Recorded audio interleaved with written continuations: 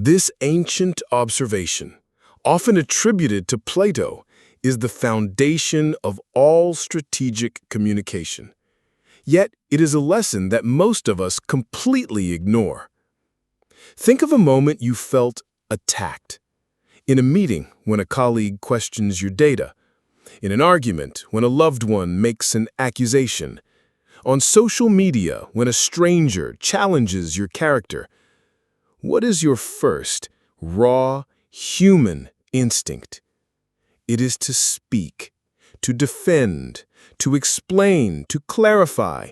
You feel an overwhelming urge to fill the air with your side of the story, believing that your words will act as a shield, protecting your reputation and your honor. You believe that if you can just find the right combination of words, you will be understood, and the conflict will be resolved. According to the master of power, Niccolo Machiavelli, this instinct is not just wrong, it is a trap. The moment you rush to defend yourself, you have already lost. You have willingly walked into a frame where you are the defendant and your accuser is the judge. You have surrendered the most powerful position in any interaction: control. Here is the truth you were never taught. Your words are not your shield. They are the target. The more you say, the more they have to shoot at. True power, Machiavellian power, lies in giving them nothing. Today, we deconstruct the most misunderstood and underutilized tool in the arsenal of human influence. This isn't about being passive. This is about being precise.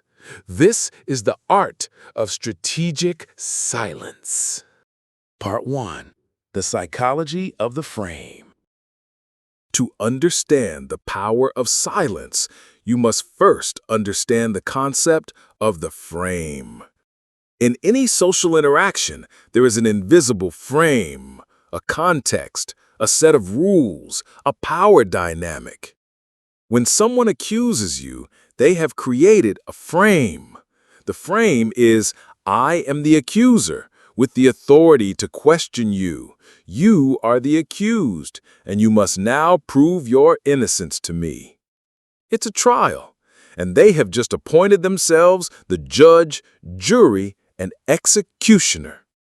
Now, what happens when you immediately start explaining yourself? No, that's not what I meant. You misunderstood me. I can explain.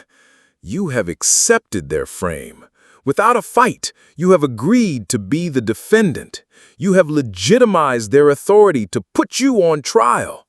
From that moment on, you are playing their game on their turf. Even if your defense is brilliant, you are still operating from a position of weakness, a position of reaction. Machiavelli, a master psychologist, understood this perfectly. He knew that the only way to win a rigged game is to refuse to play. Silence is that refusal. It is a rejection of their frame. It shatters the trial before it can begin. You are not the defendant. They are not the judge. You are an equal, observing their move with calm detachment. This creates a vacuum of power. The accuser, who was expecting a fight, a reaction, an emotional response, is met with the void, a calm, impenetrable wall. Human nature abhors a vacuum, and your accuser, now uncomfortable and disoriented by your lack of reaction, will feel an overwhelming urge to fill that void. And in doing so, they will almost always defeat themselves. Part 2. The 3 powers of strategic silence. Silence is not empty. It is filled with power. Here are the 3 fundamental ways it works to your advantage. Power number 1. The power of perception. You appear untouchable. Wait, no, let me clarify. I swear I'm not like that. You've got it all wrong. Please, just listen to my side of the story. This is the voice of desperation. It communicates that you are rattled, that their opinion has deeply affected you. It signals that they have power over your emotional state. Now imagine the same accusation, but your response is nothing.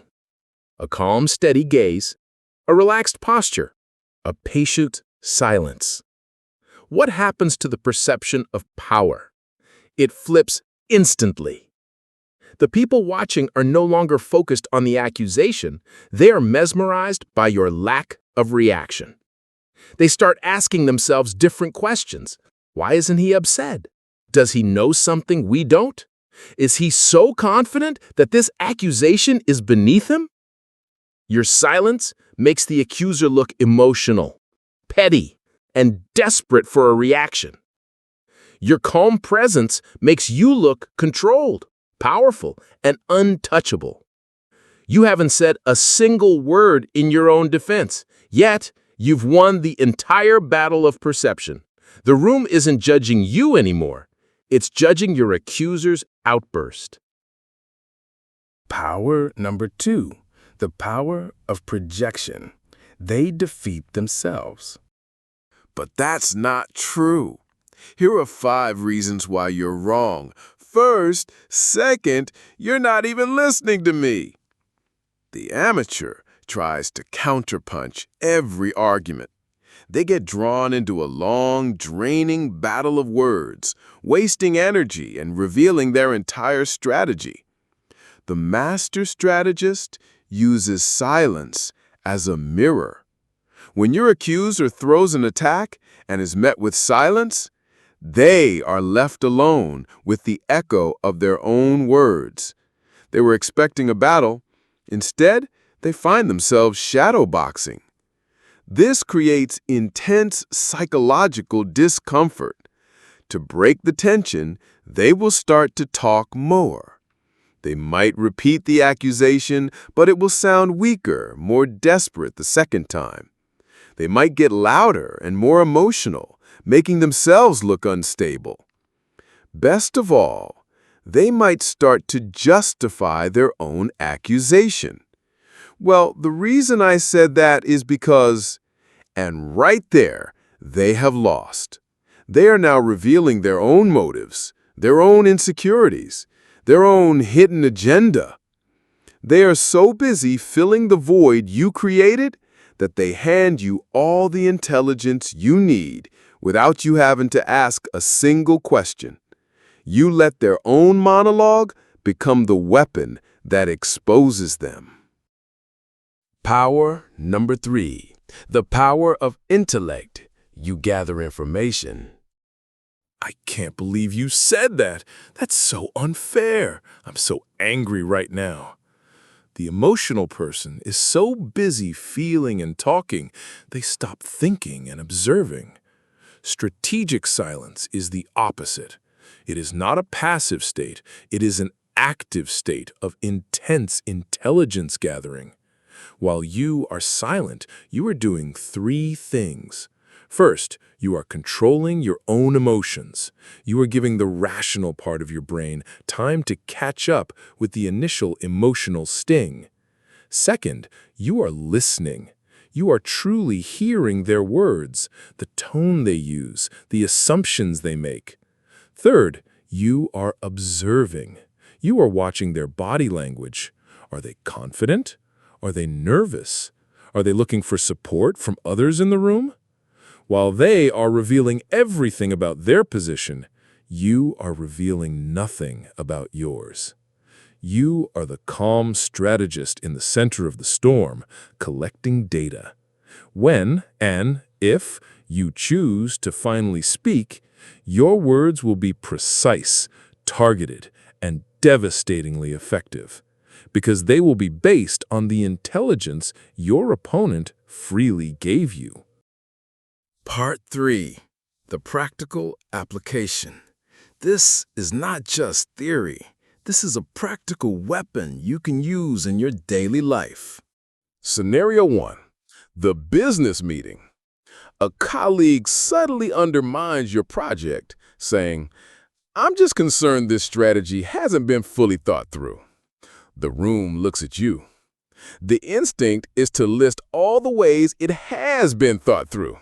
The Machiavellian move? A calm 2-second pause. Make eye contact and say, "Tell me more. What specifically are your concerns?" You don't defend. You turn the spotlight back on them, forcing them to justify their vague attack with concrete data. You maintain control. Scenario 2. The personal argument. A partner, in a moment of anger, says, "You never listen to me." The instinct is to shout back, "Yes, I do. I'm listening right now." The Machiavellian move, a moment of complete silence. Let their emotional declaration hang in the air. Let them hear the echo of their own drama. Then, in a calm, quiet voice, say, "That's a serious statement. What makes you feel that way?" You have refused to participate in the fight. You have transformed an attack into an invitation for them to explain their own feelings. You de-escalate, and you control the emotional frame. Scenario 3. The negotiation. You're selling a car. You name your price. The buyer scoffs and gives you a ridiculously low offer. The instinct is to justify your price. The Machiavellian move? Silence. Just look at them with a calm, neutral expression. Don't say a word. The silence will become unbearable for them. More often than not, they will be the first to speak and will often improve their own offer just to break the tension you created by saying nothing. Final truth. Speak only to shift the power. To master this art is to unlearn a lifetime of conditioning. You have been taught that speaking is power. Machiavelli would argue that speaking is a commitment, a risk, a revelation of your position. And it should only be done when it is strategically advantageous. You must transform your relationship with words. Stop seeing them as a shield you must constantly raise. Start seeing them as a precious resource to be deployed with precision and purpose. The goal is to move from a reactive state to a deliberate one, to build a fortress of inner calm so strong that the attacks of others are nothing more than waves crashing against a cliff. The amateur argues. The professional negotiates. The master is silent. This is the mindset of the prince, not a tyrant who silences others, but a master of himself who has no need to raise his voice. His presence is his argument.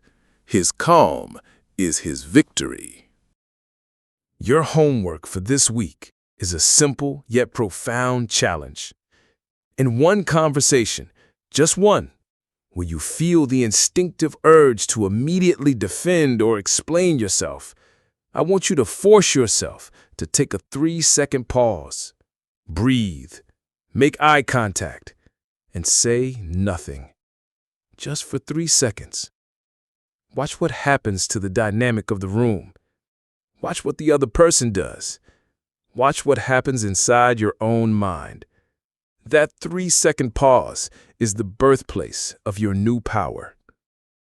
If this video has armed you with a new weapon for your mind, share it with one person you know who is too quick to explain themselves. It might be the most powerful advice they ever receive. Subscribe to this channel, because if you think silence is powerful, wait until you learn about the Machiavellian art of the non-answer. How to respond to a direct question without ever revealing your position. Now go out there and let your silence speak for you.